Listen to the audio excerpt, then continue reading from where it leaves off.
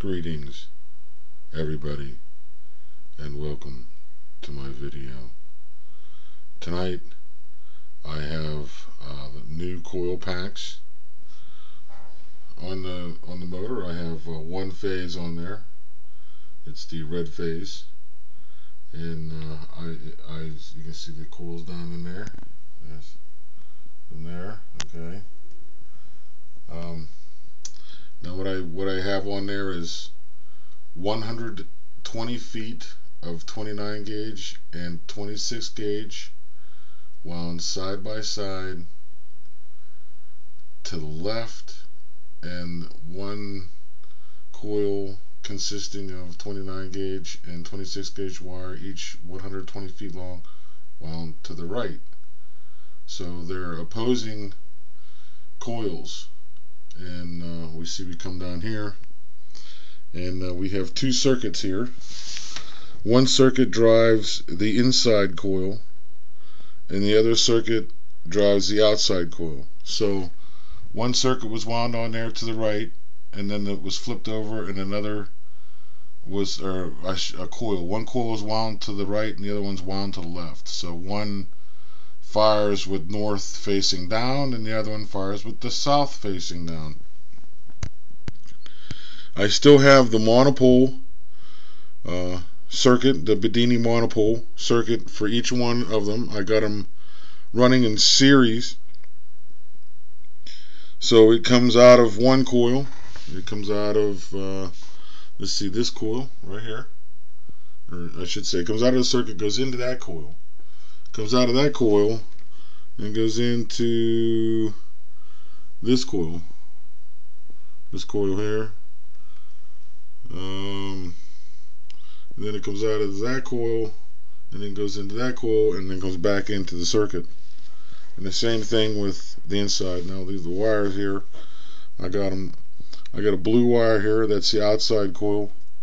I have a black wire, that's the inside coil, and the white little tags here are the beginning winds of those coils, and I have them all marked the same way. I have the MJL 21194 transistor in each circuit. I have a 10 ohm resistor. Let's see here. This right here is a 10 ohm resistor. This right here was supposed to be a 330 ohm resistor, but it checks out at 325 ohm. So between the two of them, I have 335 ohm. Or I'm sorry, yeah, this was 325 ohm, and it's 10. So between the two of them, I got 335. I wish I could speak properly. So, and then I have everything going into this charged battery here. So the charged battery is sitting on 1155. Okay. Then let's see, this wall wart right here is our 500 milliamp wall wart. Is connected to this side, which goes to this one. So that's connected to this one. And then the 300 milliamp wall wart is connected to this one. And we have some amp meters set up here to look at the amperage, and of course the RPM gauge is there. Now I'm not running the magneto hydrodynamic pump tonight.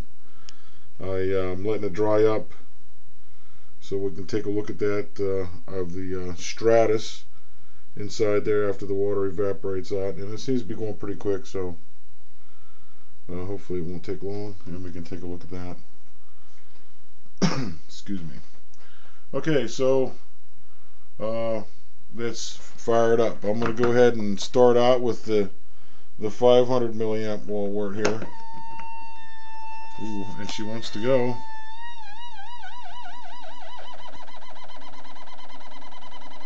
Now I do have to get it spinning a little bit faster before she'll take off, but she's going now. And as you can see, we're drawing 100 milliamps. 1/10 of an amp.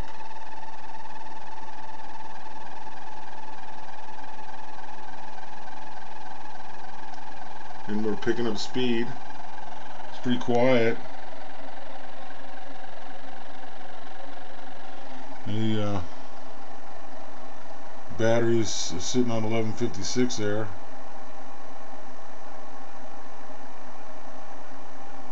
Still speeding up. We got about 300 RPMs. Well, I'm going to go ahead and turn the outside coils on. And as you can see, our milliamp went up to 200 milliamps there, and we're sitting on about 1.5 milliamp there now. It's dropping down. It dropped down to about 150 milliamps, and the same with that one. That is on 150 milliamps. We're speeding up there. Still picking up speed. The battery is climbing. It's going to 1158.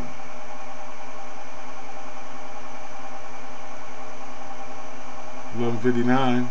Charging up pretty quick. And our amp draw on both of the circuits is 100 milliamps. Now I got the same thing on this side with the 325 ohm and a 10 ohm resistor, giving me 335 ohms on that circuit as well. So both of these circuits have the same resistance. They both have the same length of wire, but the inside coils averaged 147 turns for 120 feet, and the outside coil averaged 132 turns per 100 feet. So the turns are different, but the amount of wire in each of the coils is the same. So our amperage, when I put a variable resistor in there to dial it in, and they both came right out on 335 ohms. I couldn't believe it. And then I was able to just throw another the 325 or a 10 in there, and I got right on it. I couldn't believe it. So I'm running like really low input on my amps, and we are charging. We're now at 1162. It is charging the battery. I am getting the back spike from it. The only difference is now I am firing 12 times per revolution instead of 6, because now I can fire on both the north and the south magnet on the rotor. So basically each coil pack is now a north and a south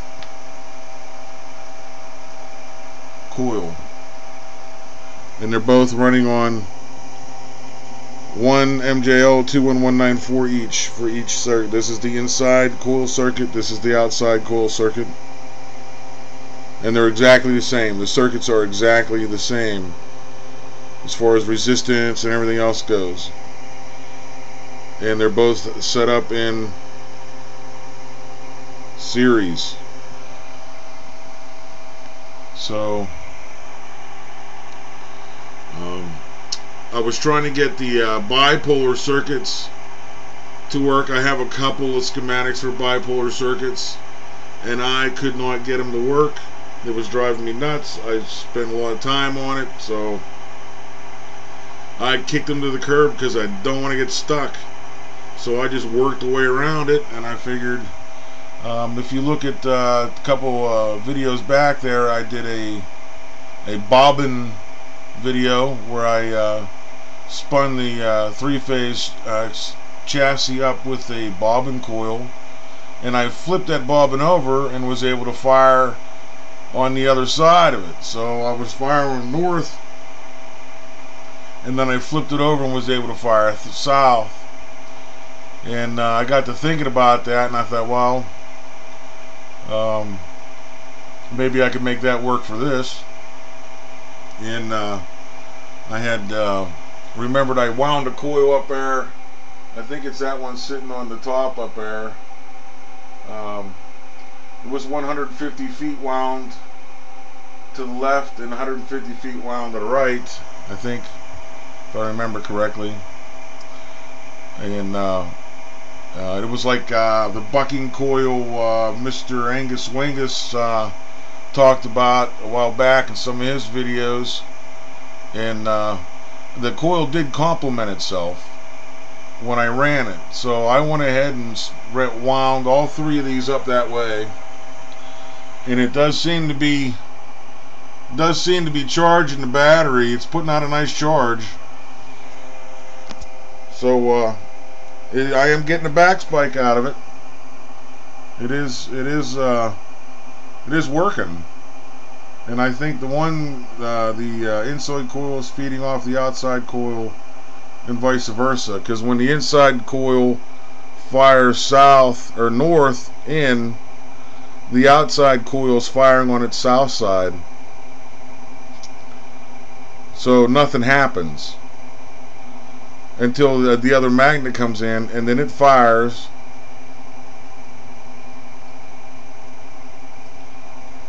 The other way.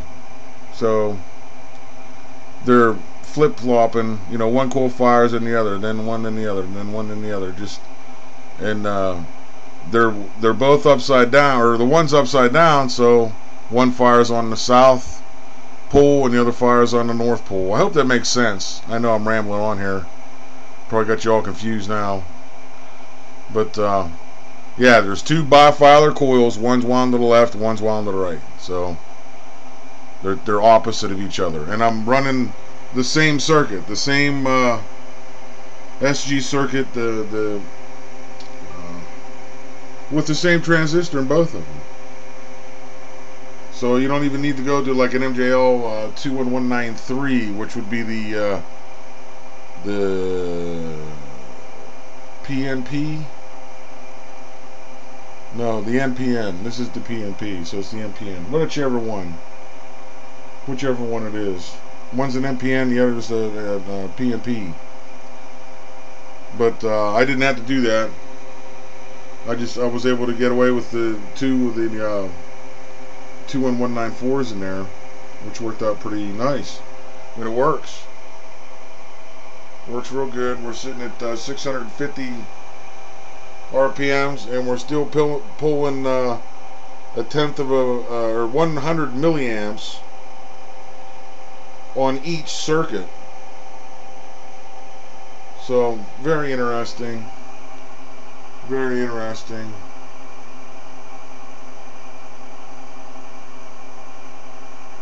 It's like our charging slowed down a little bit there. I might have to leave that battery on for a while to see. Ooh, there's a ladybug. I get lots of ladybugs. They like me for some reason. So yeah, I don't know. Did charge it up a lot here while we were sitting here, so probably gonna start going up to 1165. I want to just talk for a little bit more here. We're still sitting at 1160 or 650 on the RPMs. So yeah, it's running really efficiently. So I'm gonna go ahead and wind up the other excuse me, the other coil packs here. Got the yellow ones here and the green ones here, along with the red ones. They'll look real nice up there. So I'm gonna wind them the same way. We'll get them all wound up with 120 feet bifilar, the same size wires, and wound left to right. And I think I can get away with all 9 coils, all 3 phases on there, with 6 circuits. And we'll see how that does. See if they're able to complement each other as they go around there. I think I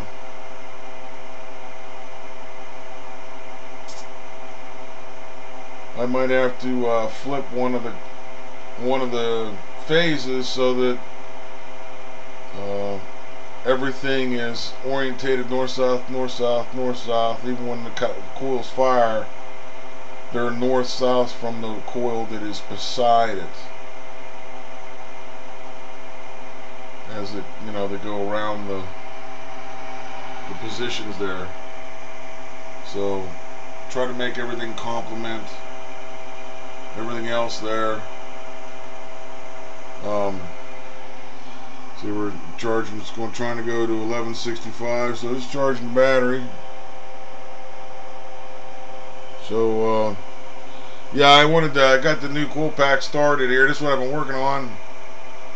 This and those other circuits that I couldn't get running, and I just like started it over. I just decided, well, I'll just do it this way instead. Because tell you the truth, guys, I don't know that much about electronics. I learning everything here as I go. So yeah, those are easily frustrating to me, those bipolar circuits and stuff. So, but I spent a lot of time on them, trying to get them to work. I don't know how many times I took them apart and just started all over again and still couldn't get it to work. So I don't know, but these circuits here work, and I figured out a way to fire on the north and the south for each coil. So when I get all 9 of them up there, hopefully it drives it pretty good. And then I got my power coils that I want to set up on there. So that'll come after I get her all loaded up here with the new coil packs, and see how she looks with all the colors on there. So well, I guess that's my video for today. Have a wonderful day.